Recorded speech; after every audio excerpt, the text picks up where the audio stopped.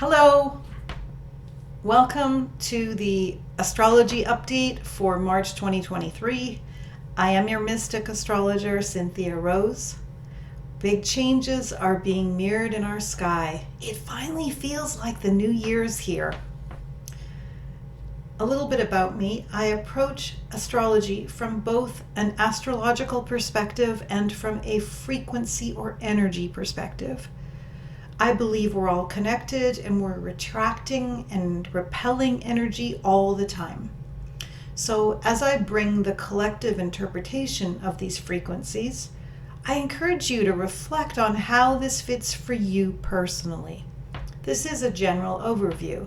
So for some of you, this will be mirroring big changes, and others, well, you may have to look at what's been happening internally for you. That being said, the collective has really been going through a huge shift since 2019. Pluto was involved in speaking with other planets in 2020, and the collective felt that change in a big way. For some of us, it was actually a more peaceful time than for others, but we all went through it, and it affected us in big ways. I've seen personally more and more people waking up to the divine presence within them and owning that. And this is a part of the big shift that's taking place. What I'm talking about here is that I'm noticing more and more people are tuning in, and that's a good thing. Because no doubt we're in a time of transformation. And transformation doesn't happen overnight. We're in a huge shift energetically. So as we're all adjusting to the frequency changes, the planets are showing this change. How can we use the planetary energies to help us focus on manifesting the best life at the best frequency for ourselves and others? And so what does this mean for you personally? Well, keep listening and keep listening within. On March 1st, Mercury in Aquarius and Saturn, they're going to say goodbye for another 29 and a half years. Of course, Mercury will be in Aquarius again sooner than that, but Saturn won't be in Aquarius for another 29 and a half years. And Saturn will be moving into Pisces by the morning of the 7th. And that energy will be with us until January 10, 2053. So the change of Saturn into Pisces is a big deal. Take a moment and looking back to the beginning of February 91, Saturn was in Aquarius. So if you were on the planet, you might find some resonance about what was going on between February 91 and the end of 94. So can you acknowledge those lessons? Is there reframing? How does that relate to where you are now? That can bring some great healing. Moving forward, the last time Saturn was in Pisces was 94 to 96. So there's a resonance of February 94 to April 96. How does that relate for you now? Like, where can you find the thread of continuation in your soul learning? Going back to them. Just something for you to contemplate. This is a general overview, so we can be a little flexible with the timeline, but I'm giving you a general timeline. Did you let a dream go? Did you work on something towards your dream? Have you changed how you see things now? And what wisdom can you draw from this reflection? And just reminding you that you have inner wisdom available to you. And you see life through your perceptions. So we begin the second of the month with a Venus-Jupiter conjunction in the sign of Aries. Venus, the goddess of love, in its sign of Aries. And Aries wants to get going, wants to begin new things. It's the thrust of spring. And Venus can sometimes feel impatient in Aries. It just wants to move, not necessarily. But Jupiter there can expand that sensation. So if we can remember to move forward in our projects and our lives with patience and monitor our own sense of what a timeline should be, and remember to take a breath and surrender to how things are unfolding. There is a divine plan, and we can work consciously to move forth and find meaning and joy in our lives. Sometimes that takes work. Venus will only be there in Aries until the 17th of March. So just remember, Venus, that planet of love, thrusting forth in warrior style, keeping in mind when to initiate and when to put down your sword. Patience, my friend. Patience, patience, I don't have time for that. That used to be my motto. I was learning patience. But if you're learning patience in this few weeks, good for you. It's something that's valuable. So Mercury in Pisces on the 2nd of the month loves to combine the thinking process and creation. We can enjoy altered states of consciousness. Pisces lends itself well to creative projects. I don't know how that affects you personally, but I know I myself find meditation and my divine connection heightened. So one could tune in or tune out, but where to? Your choice. You could lose yourself into a world of an art form. There's any number of ways of using creative mind. Tap in. Have fun. The first half of March could be a really good time to draw plans for the big picture of it all. But the 7th of March, Saturn, what we call ingresses or enters into Pisces. So the first week, we're finishing off, but Saturn asks us to do the work, to take on responsibility, to create structure, and without Saturn, nothing gets done. So remember, you're doing the work. This is a mirroring. And of course, Pisces wants to dream. So you may draw up a plan, be flexible, put it all down. Structure, Saturn, form, structure is Saturn. And Pisces, that watery and dreams and altered consciousness. So it's an important time the next couple of weeks. Stay inspired. Don't let your power be drained by the world out there. This may be your goal, should you choose it. Saturn, Mercury in Pisces energy can be a great time for songwriters. How can you harness this divine energy that flows through you, works in a way that's effective? Well, Mercury will be in Pisces until the mid-month, the 18th. So play with that. So the 10th of the month, Jupiter is coming into a meeting with Chiron, which we call a conjunction at 14 degrees. Jupiter is expanding Chiron the healer, again welcoming in a new way of healing. Remember, it's a whole new world, and everything starts with thought, Mercury. So just saying, we have a great opportunity here. We maybe have an idea of what it is we're having to let go of or what we want to bring in. But when we get to the 10th of the month, there's going to be just this beautiful conjunction. They're hugging each other, blending together, and Jupiter expanding. How can we be owning the inner healer within us to a greater degree? So for some of you, you might be claiming your healing. For some of you, you might be acknowledging the healer within. I remind you again, patience. And then, if that wasn't great enough, on the 15th of the month, we have a Venus-Neptune conjunction in Pisces. This could be a download of new energies.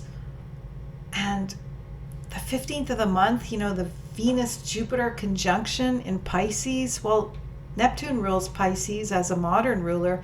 Jupiter actually rules Pisces as the ancient ruler. And Venus in Pisces is exalted. So, what a beautiful energy. This would be really the time to surrender to that beautiful flow. Remember, if we don't feel in charge of something or we feel like it's happening to us, it's a really great time to go within and say, well, where am I not taking responsibility for what's going on? How can I empower myself? How can I inspire myself? If it fits, how can I inspire others? Because remember, you can't help anyone else on the plane without putting your oxygen mask on first. If this is a learning about self-care, so be it. But just let that download happen.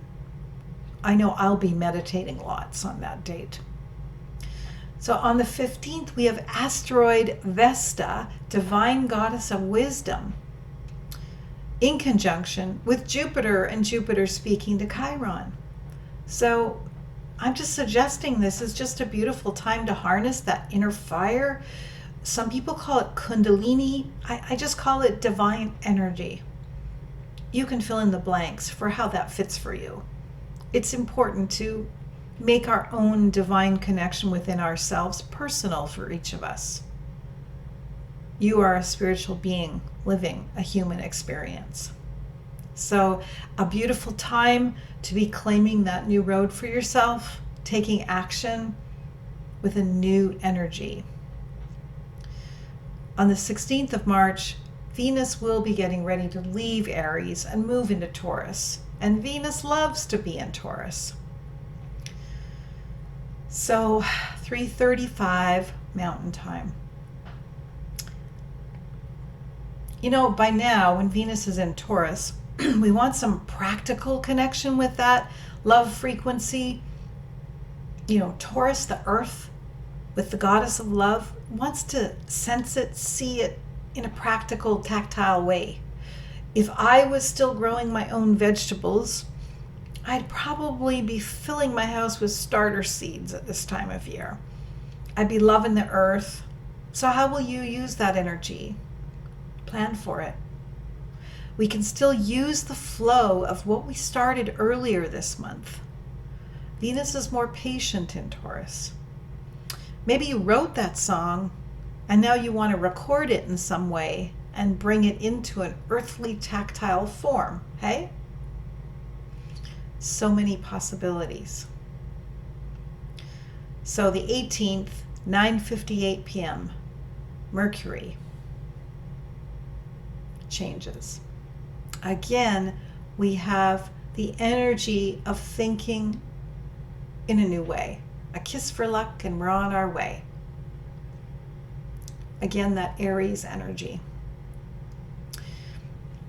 And this time, just a little there, asteroid Juno is up close and personal with the North Node. As a general comment, if for some of you highlights relationships or struggles in relationships, if that's happening, what wisdom is there to gain from your situation? You might have to take a step back. Not necessarily, but for those of you that that's happening for.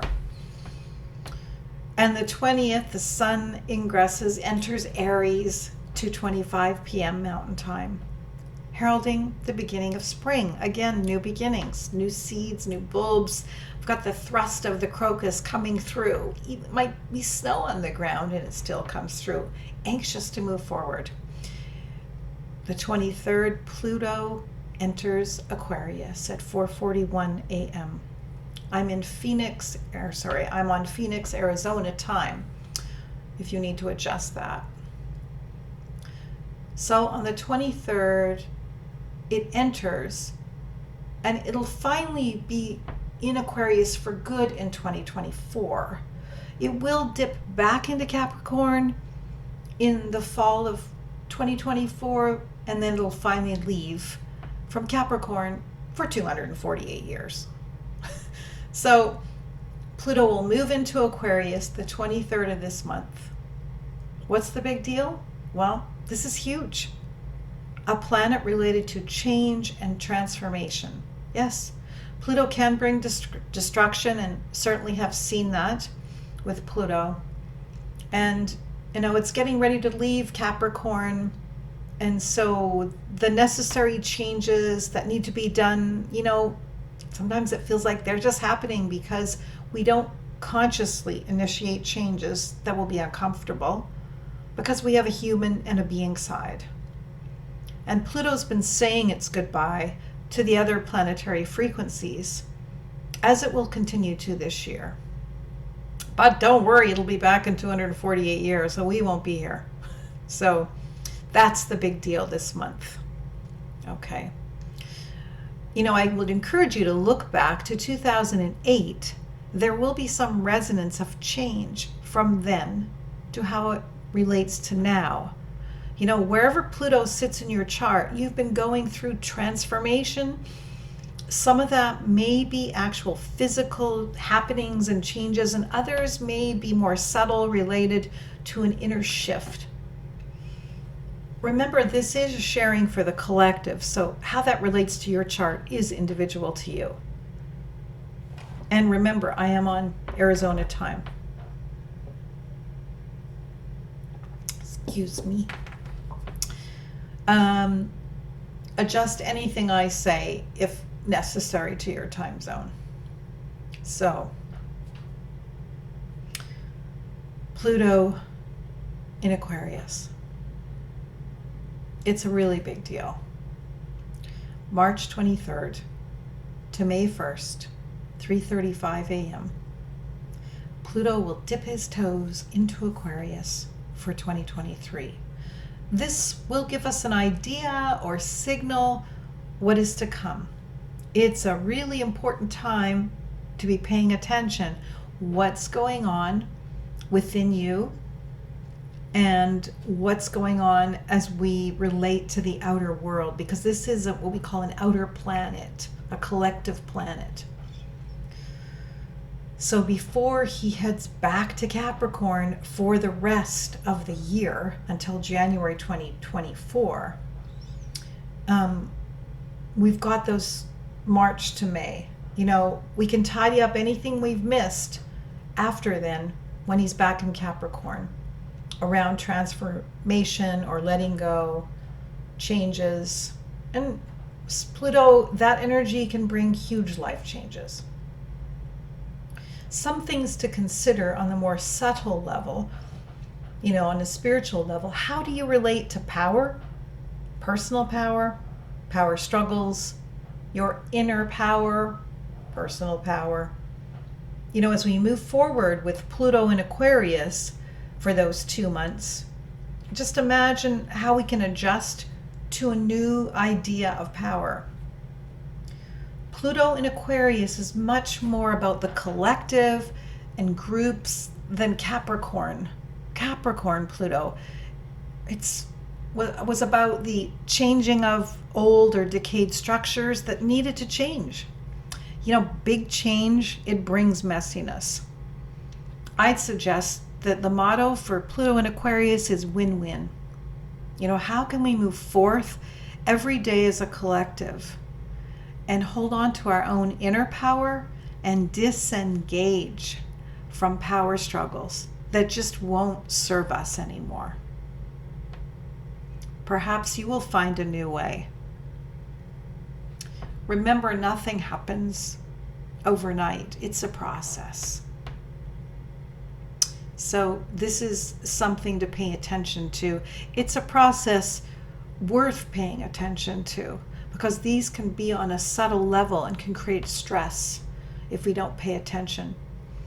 We saw as Pluto was in Capricorn how the use of power was misused.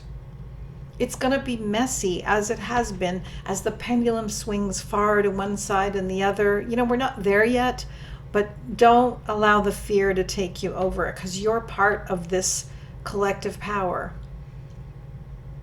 It benefits you and the collective for you to thrive. So important. And this is just the beginning. That saying, Rome wasn't built in a day? Well, this is a process.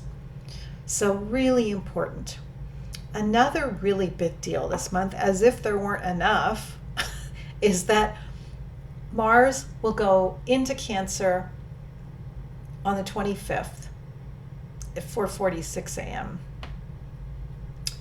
Wow, this has been a long haul because Mars has been going back and forth in Gemini for 7 months. Well, yes, it went direct in January, but planets go forward and then backward in our appearance from Earth. They're not literally doing that, but we call it retrograde.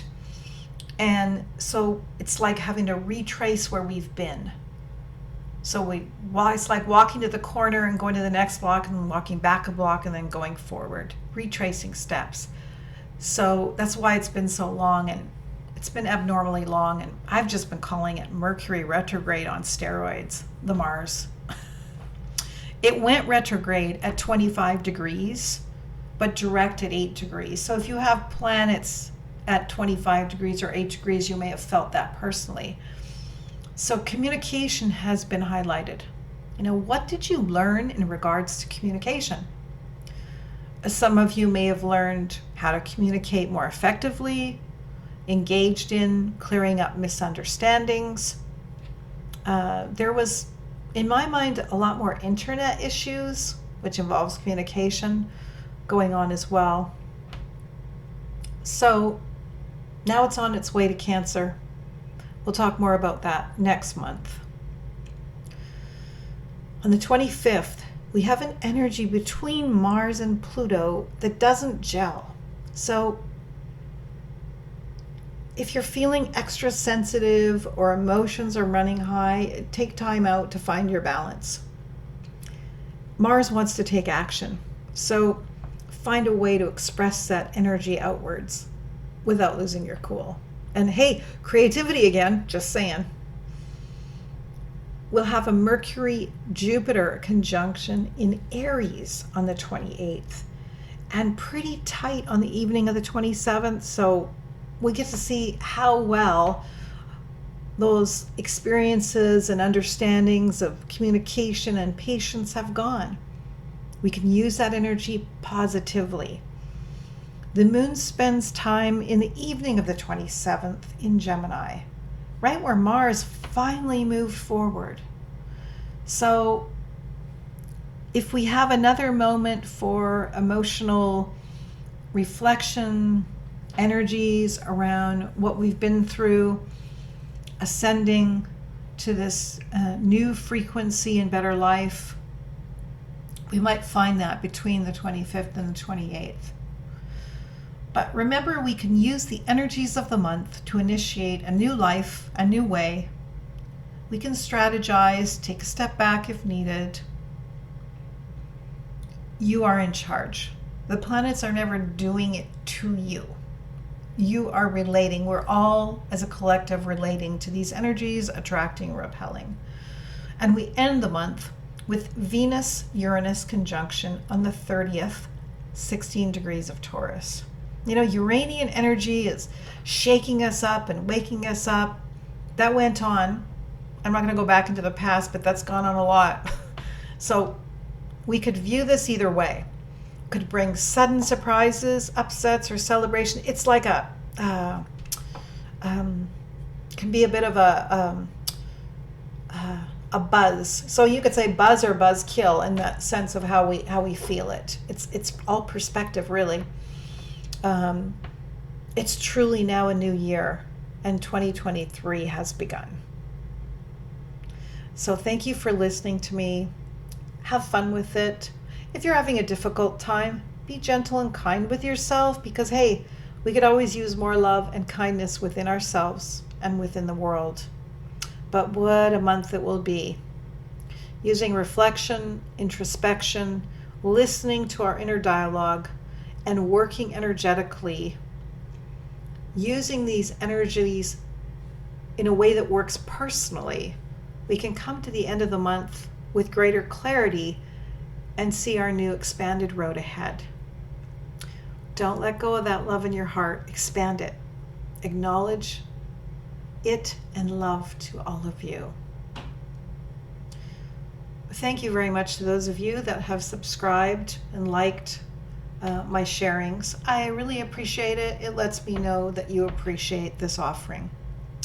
So bye for now. If you watch my daily energy updates, I shall see you tomorrow. Until then, much love. See ya.